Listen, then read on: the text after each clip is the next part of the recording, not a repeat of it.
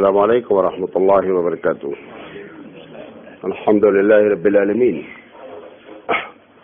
والعاقبۃ للمتقین والصلاۃ والسلام علی رسولہ الکریم. محترم حضرات، ہم توحید کی ضد شرک پر مسلسل گفتگو کر رہے ہیں اور آج اس کا 20واں سیریل ہے اور آخری ہے. کل ہم نے آپ سے بات کی تھی کہ انشاءاللہ ہم 2 باتیں کریں گے آج. شرک کی کتنی قسمیں ہو سکتی ہیں اس کو میں نے خلاصہ آپ کے سامنے پیش کیا کہ اس طریقے سے لوگ شرک کرتے ہیں. شرک کی مذمت اور شرک کے نقصانات. اللہ تعالیٰ نے جب ہم سب کو پیدا کیا اس سے بہت پہلے ہر آدمی اپنے وقت پر پیدا ہوا. قرآن مجید میں اس بات کی طرف صراحتاً اشارہ ہے کہ آدم علیہ السلام کی پیدائش کے وقت پوری دنیا کو ایک مرتبہ پیدا کیا گیا. پیدا کرنے کے بعد پروردگار عالم نے صرف ایک ہی چیز کا وعدہ لیا. وہ وعدہ کیا تھا کہ الفت بربکم، کہ کیا میں تمہارا رب نہیں ہوں. اس نے نہ عبادت کرنے کا وعدہ لیا تھا، نہ اس نے کوئی بھی دنیا کے کام کا، ایک ہی کام کا وعدہ لیا تھا کہ توحید پرست رہنا اس دنیا میں. ساری دنیا نے مل کر کے جواب دیا تھا کہ اللہ ہم گواہی دیتے ہیں کہ آپ ہمارے رب ہیں. اب آپ کہیں گے کہ ہم کو تو وعدہ یاد ہی نہیں ہے. جس ماں سے ہم پیدا ہوتے ہیں ہم نے اپنی پیدائش کو اپنی ماں سے کبھی دیکھا نہیں ہے کہ یہی ماں ہماری ہے. لوگ کہتے ہیں، ہم مان لیتے ہیں کہ یہ میری ماں ہے، ورنہ ہمیں کچھ عطا پتہ نہیں ہے کہ یہ ماں ہے یا نہیں ہے. لوگوں کی باتوں پر اتنا اعتماد ہے کہ یہ میری ماں ہے، اور اگر اس دنیا کا سب سے افضل ترین شخص یہ بات کہتا ہے کہ وہ ہمارا اللہ ہے تو ہم کو اس بات پر یقین ہونا چاہیے نا. وہ جو ہم نے وعدہ کیا ہے اس وعدے کو ریمائنڈ کرانے کے لیے، یاد کرانے کے لیے پروردگار عالم نے آدم علیہ السلام سے لے کر کے محمد صلی اللہ علیہ وسلم تک اور پھر محمد صلی اللہ علیہ وسلم کی تمام امت پر اس نے یہ کام رکھ دیا کہ یہ وعدہ آپ وقتاً فوقتاً لوگوں کو یاد دلاتے رہے. لہذا ایک ہی چیز کا وعدہ تھا، وہ توحید تھی. توحید کی جو ضد ہے وہ شرک ہے. شرک پر پروردگار عالم اتنا ناراض کیوں ہوتا ہے؟ کیا ہے اس کی وجہ بنیادی؟ ڈاکٹر اسرار صاحب بہت ہی اچھے اسکالر میں سے ہیں. غیر عالموں میں قرآن پر اس صدی میں ان سے زیادہ کسی کی نگاہ نہیں رہی. غیر عالم میں نظریاتی طور پر وہ ہمارے دیوبند کے مسلک کے ہیں. ڈاکٹر اسرار صاحب نے کہا کہ جیسے ماں اپنے بچے کو بڑا پیار کرتی، سب کچھ کرتی اس کے ساتھ، لمبی چوڑی بات ہے. اگر بچہ جوان ہو کر کے ایک دن ماں کی عزت پر حملہ کر دے تو بتائیے اب ماں کیا کرے گی؟ اگر اس کے ہاتھ میں چاقو ہوگا تو چاقو سے اس کو ذبح کر دے گی، اگر ریوالور ہوگے تو شوٹ کر دے گی. جو بھی اس کا بس چلے گا وہ اسی بچے کو جس کو بہت پیار کرتی ہے اس بچے کو وہ جو چاہے گی وہ کرے گی. کیوں؟ کیونکہ سب کچھ گوارا تھا لیکن عزت سے تو کھیل گیا، لہذا اب سارا معاملہ ختم ہو گیا. تو ڈاکٹر صاحب کا کہنا یہ ہے کہ توحید پروردگار عالم کی عزت ہے. آپ جتنے بھی گناہ کریں وہ سب کو کہتا ہے کہ میں، قرآن مجید کی آیت ہے کہ اللہ لا یغفر ان یشرک بہ، کہ اللہ ہرگز ہرگز شرک کرنے والے کو معاف نہیں کرے گا. وَيَغْفِرُ مَا دُونَ ذَلِكَ، اس کے علاوہ جتنے بھی گناہ ہیں سب کو معاف کر سکتا ہے لیکن شرک، کیونکہ جب بندہ شرک کرتا ہے تو پروردگار عالم کی عزت سے کھیلتا ہے. تو جس طریقے سے ماں کو سب کچھ پیار ہونے کے باوجود بھی اس کا پیار کنارے دھرا رہ جاتا ہے، ایسے ہی پروردگار عالم کا معاملہ ہے کہ جب بندہ شرک کرتا ہے تو اس کا یہ جو رویہ ہے یہ فطری رویہ ہے. حدیث میں ہے اللہ کے رسول صلی اللہ علیہ وسلم نے فرمایا کہ جب بندے شرک کرتے ہیں تو اللہ کہتا ہے، بخاری کی روایت ہے کہ انا اغنی الشرکاء، میں تمام جتنے لوگ تم ہمارے بارے میں ہمارے برابر ٹھہراتے ہو، کبھی کہتے ہو کہ حفاظت کرنے والا فلاں ہے اور مال دینے والا فلاں ہے اور دنیا رزق دینے والا فلاں ہے، تو پروردگار عالم کہتا ہے کہ انا اغنی الشرکاء، میں تمام ایسے پارٹنر سے بیزار ہوں، بے نیاز ہوں، عن الشرک، کہ آپ اس کے ساتھ مجھے ملائیں۔ تو کہتا ہے من عمل عملا، جب کوئی آدمی ایسا کام کرتا ہے اشرک فیہ، اس میں شرک کرتا ہے، میں میرے ساتھ غیری غیر کو، تو کہتا ہے ترکتہ وہ شرک ہو، میں اس کو بھی جو ہمارے لیے کرتا ہے وہ بھی اور جو دوسرے کے لیے وہ بھی بولتا ہوں سب اسی کو دے دو۔ اس کے دربار میں 24 کیرٹ پیور چاہیے۔ پیارے حبیب مصطفیٰ صلی اللہ علیہ وسلم نے فرمایا من صلی یرائی فقد اشرکا ومن صام یرائی فقد اشرکا، کہ جس نے نماز پڑھی اور 1 سیکنڈ کے لیے دکھاوا آیا، آپ نے فرمایا اس نے شرک کیا۔ ایسا نہیں کرتا ہے وہ۔ مثال کے طور پر آپ نے دیکھا ہے کہ مولانا صاحب میرے بغل میں کھڑے ہیں، ہر وقت تو آپ کا سجدہ 3 سیکنڈ کا ہوتا تھا، جب مولانا صاحب بغل میں کھڑے ہو گئے تو آپ نے سجدہ 5 سیکنڈ کا کیا، تو 2 سیکنڈ مولانا کے لیے اور 3 سیکنڈ کس کے لیے؟ اللہ کے لیے۔ 3 کی تو تمہاری عادت تھی، تو 2 جو مولانا کے لیے کیا، تو اللہ کہتا ہے وہ 5 مولانا کو دے دو، مجھے وہ 3 سیکنڈ والا بھی نہیں چاہیے۔ کیوں؟ کیونکہ شرک غلاظت سے بدترین غلاظت ہے، اور ناپاکی کا حکم پاکی پر ہمیشہ ناپاکی کا حکم لگتا ہے۔ نہیں سمجھے بات؟ پانی ہے، منرل واٹر ہے، بہت اچھا پانی ہے، 1 قطرہ پیشاب ڈال دیں اس کے اندر، آپ یہ نہیں کہیں گے کہ مولانا پوری بوتل پاک ہے 1 قطرہ ناپاک ہے، یہ نہیں کہا جائے گا۔ وہ 1 قطرے کے بنیاد پر کروڑ قطرے پر حکم کیا لگایا جائے گا؟ پوری بوتل ناپاک ہے۔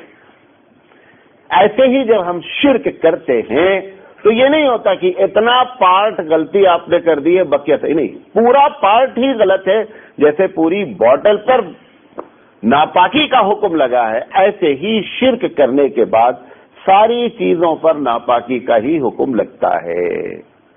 اچھا، دوسری چیز اس کی ناراضگی کی جو دوسری وجہ ہے وہ یہ ہے کہ حقیقت میں ہم بھی جانتے ہیں، ساری دنیا جانتی ہے کہ اس پوری کائنات کو بنانے اور سجانے اور رچانے میں اور ہماری ذات کو اس ٹپیکل طریقے سے پیدا کرنے میں کسی کا ذرہ برابر بھی کوآپریشن نہیں لیا اس نے۔ آپ اندازہ کریں 9 مہینے کی مدت کیا ہوتی ہے؟ ایک آم کا درخت آپ لگا دیں، وہ 9 مہینے میں کمپلیٹ درخت نہیں ہو پاتا ہے، لیکن اللہ رب العزت کا کمال دیکھیے کہ اس 9 مہینے میں اس کو ایسا ڈیولپ کرتا ہے، خوبصورت سی آنکھ بناتا ہے، ہاتھ بناتا ہے، ٹپیکل چیز جو دماغ ہے وہ بناتا ہے، ہارٹ چیز اہم سے اہم ترین چیز بناتا ہے۔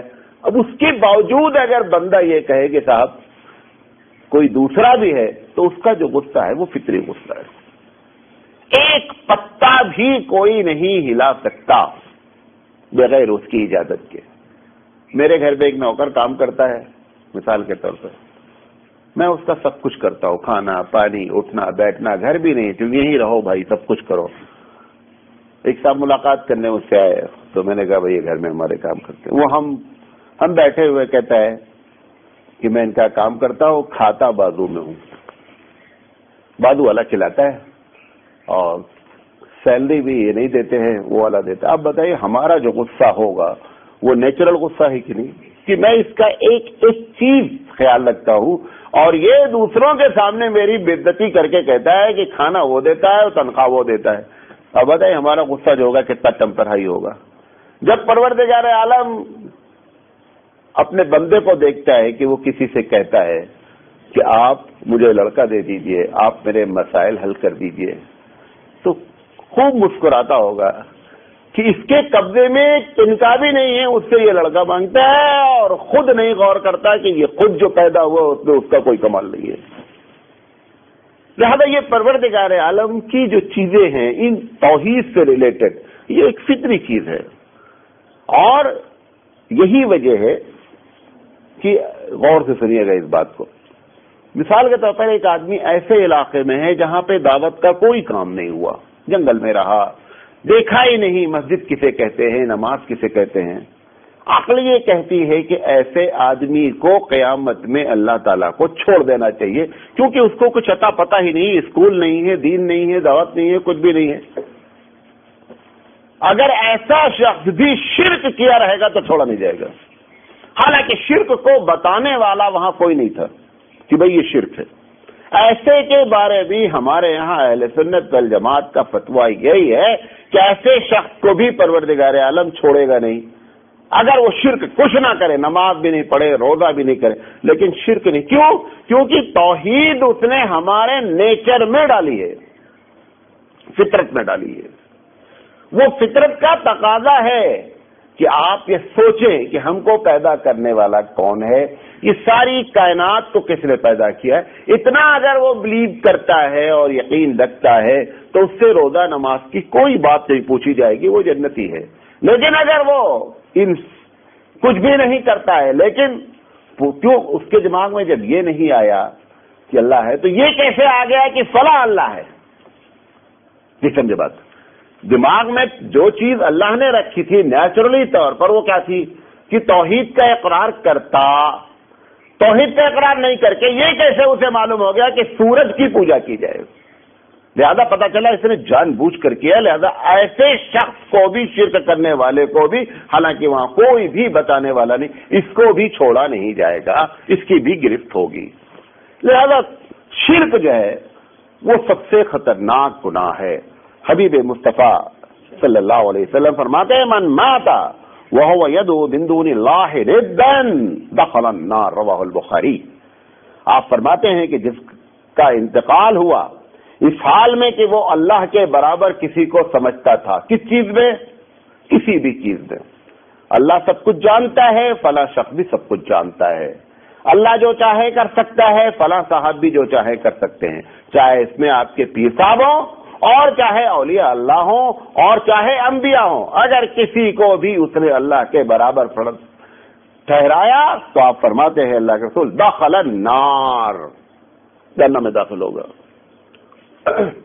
حضور اکرم صلی اللہ علیہ وسلم بیٹھے ہوئے تھے، ایک آدمی نے گفتگو کرتے کرتے یہ بات کہہ دی کہ اللہ جانے اور آپ جانے. ایسا تو ہماری عادت ہے کہنے کی نا، اللہ جانے رسول جانے. حضور صلی اللہ علیہ وسلم نے فرمایا کہ اللہ جانے ٹھیک ہے، یہ رسول جانے کو تم نے بیچ میں کہتے کہہ دیا. ہم تو یہ بھی نہیں جانتے کہ کل کیا ہونے والا ہے. آپ نے یہ جملہ کیسے کہا کہ اللہ جانے رسول جانے؟ یہ ہماری زبان پہ کامن جملہ ہے. اللہ جانے رسول جانے. آپ بھائی نماز میں کتنے فرض ہیں آپ جانتے ہیں، مولوی صاحب جانتے ہیں، لیکن ایسی چیزیں قیامت کب جائے کوئی پوچھے بھائی اللہ جانے رسول جانے. آج بندہ کہہ رہا ہے جبکہ رسول اس دنیا میں نہیں ہے. اس وقت اللہ کے رسول صلی اللہ علیہ وسلم نے اس پر اعتراض کیا کہ آپ ایسا نہیں کہیں.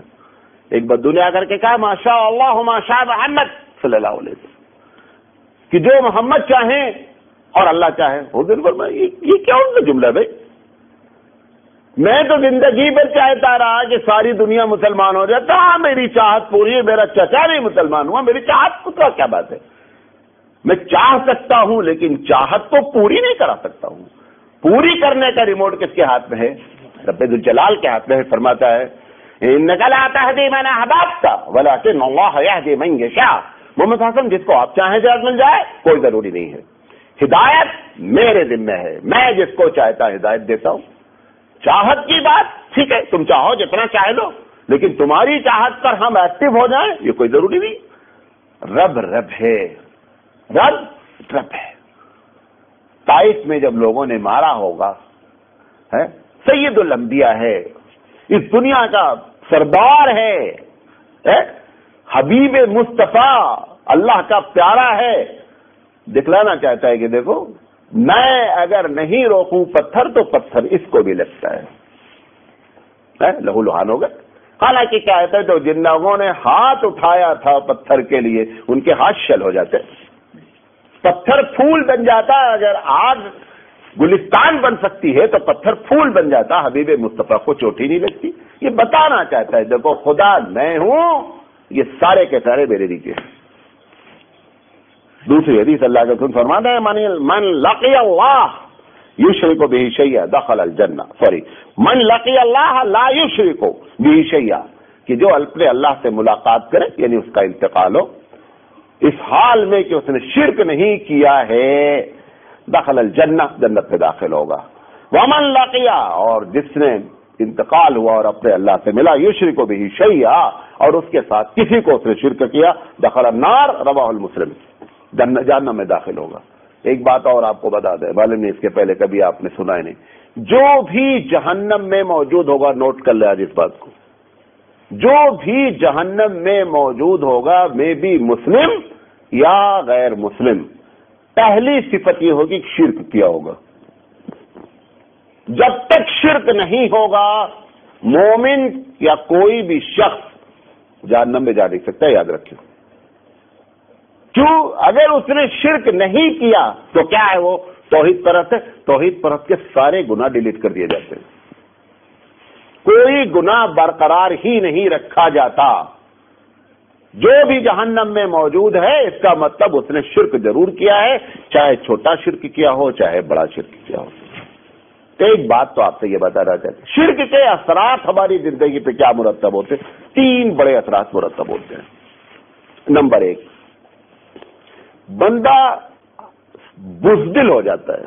बुज़दिल किस माने में होता है? हमारा एक दोस्त है, इस्लाम के करीब आ रहा है, तो मैंने उससे पूछा तुम इनकी भी पूजा करते हो? आप देखें कि एक आदमी किसी एक का पुजारी नहीं है, उसके ऑफिस में कहीं हनुमान जी की भी पिक्चर रखी है, रामचंद्र की रखी हुई है, शंकर की भी रखी हुई है, किस वो क्या है? मैंने उससे पूछा इतने सबको क्या एक पकड़? उसने कहा कि अगर हम किसी एक की भी एक दिन पूजा नहीं करते हमारा नुकसान हो जाता है। ये जो बंदा जब शिरक करता है तो हर वक्त उसके अपने नुकसान और नफे का मामला रहता है। आज आप किसी आदमी से कहिए, एक आदमी की आदत है हर साल 11वीं करने की, आप उससे कहें 11वीं नहीं करें, वो मालूम क्या डरता है, उसकी बात समझ में भी आ जाए कि 11वीं सही नहीं है, वो रुकेगा नहीं, क्योंकि उसे खतरा है कि अगर हम 11वीं नहीं करेंगे तो अब्दुल कादिर जिलानी हमारा तख्ता पलट देंगे। इस खौफ से वो उस चीज को छोड़ ही नहीं सकता। वो शिर्क का सबसे बड़ा नुकसान होता है कि बंदा सबसे डरता है और उससे नहीं डरता जिससे डरना चाहिए। ये शिर्क का पहला नुकसान होता है। दूसरा नुकसान, इस दुनिया में जिसमें हम आए हैं मुसलमान, हमारे अमल से दावत का काम होते रहना चाहिए। हमको देख करके लोग जाने कि ये इस्लाम है, और उसमें जो हमारी सबसे बड़ी शिनाख्त है, आइडेंटिफिकेशन है, पहचान है, वो ये है कि साहब हम तौहीद परस्त हैं।